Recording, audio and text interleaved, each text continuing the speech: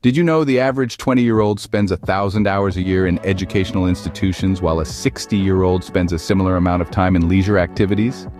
This might come as a surprise, but it's a fascinating glimpse into how different our lives can be at various stages.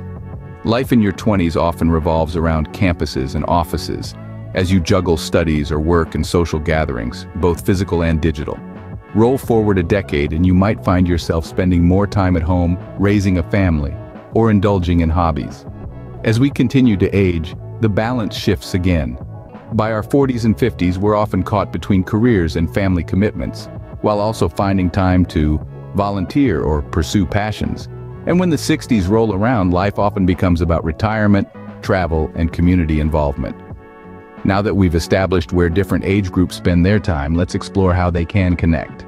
From the bustling workplaces of the 30s to the quiet homes of the 50s, the daily routines of different age groups are as diverse as they are fascinating.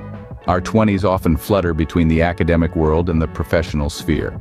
Many 20-year-olds can be found roaming the halls of universities, absorbing knowledge or navigating the complexities of their first jobs. Social gatherings with friends in online spaces also play a significant role in their daily lives, fostering connections and building social networks. As we move into our 30s, the rhythm of life often shifts. Workplaces continue to be a common setting, but for many, homes become a central hub where they are raising families.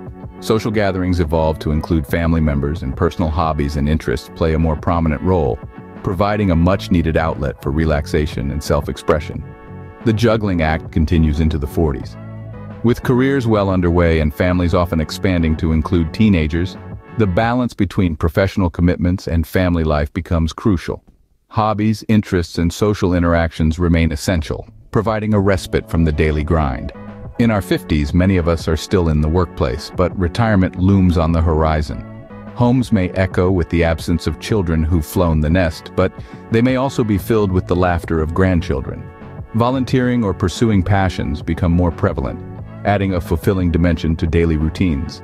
The 60s often bring a shift towards retirement, with emphasis on travel and leisure activities. Time spent with family and friends becomes even more cherished, and community involvement provides a sense of belonging and contribution. So it seems our daily routines are a reflection of our life stages. Each age group has its unique rhythm, its distinct pattern of activities that mark the passing of days.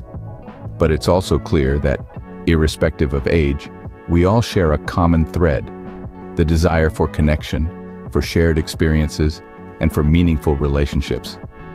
Despite these differences, there are ways to bridge the gap between age groups. Bridging the age gap isn't as daunting as it seems. It all starts with finding shared activities. Now you might be wondering, how do we find these common grounds? Well, it's simpler than you think. Picture this: a family picnic, a soccer match, or even a book club. These are all activities that can appeal to multiple generations. They provide a platform for interaction where everyone can participate, learn, and most importantly, enjoy. But shared activities aren't the only way to bridge the gap. Mentorship programs can also be a fantastic approach. The wisdom of older adults can guide the younger generation, while the fresh perspective of youth can invigorate the older ones. It's a two-way street, benefiting everyone involved. It's like a beautiful dance, where both partners learn from each other's steps, creating a rhythm that transcends their age differences. Open communication is another powerful tool in our arsenal. It's time to break down the walls of stereotypes and assumptions. Let's talk openly and honestly about our lives, our challenges, and our joys. Sharing personal experiences can foster understanding and empathy, and who knows, you might find more similarities than differences. And let's not forget the role of technology.